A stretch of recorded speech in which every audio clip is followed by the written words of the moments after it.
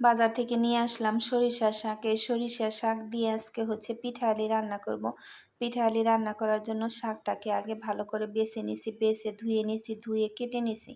কেটে নিয়ে কড়াইয়ের মধ্যে লবণ দিয়ে ভালো করে হচ্ছে গিয়ে শাকের যে পানিটা ওঠে ওই পানিটা শুকিয়ে শাকটাকে নামিয়ে নিয়েছি। নামিয়ে নিয়ে তারপরে হচ্ছে কয়েকটা ছোট মাছ লবণ হলুদ দিয়ে ভালো করে ভেজে নিছি। ভেজে নিয়ে মাছটাকে নামিয়ে নিছি। নামিয়ে নিয়ে তারপর হচ্ছে ফোড়ন দিব। তো পিঠালি রান্না করার জন্য হচ্ছে চালের গুঁড়া লাগে, সেই চালের গুঁড়াটা আগে আমি হচ্ছে পানি দিয়ে ভিজিয়ে রাখছি। আর এখানে দিয়ে দিছি হচ্ছে সরিষা কালো জিরা ফোড়নে, তারপরে দিয়ে দিলাম হচ্ছে রসুন, আর তারপরে দিয়ে দিছি সরিষার শাক, তারপরে দিছি মরিচ বাটা আর হলুদের গুঁড়া। লবণ তো আগেই দিয়ে দিছি, তাই এখন আর দিলাম না। দিয়ে ভালো করে মিশিয়ে নিছি। তারপরে ছোট মাছগুলো দিয়ে দিব।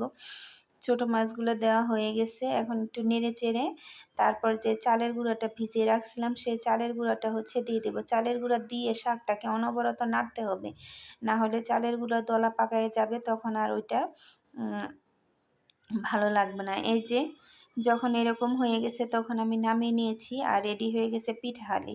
এই পিঠাহালিটা গরম গরম ভাতের সাথে আর ঝাল ঝাল এই সরিষা শাকের পিঠাহালি খেতে একেবারে অনেক মজা।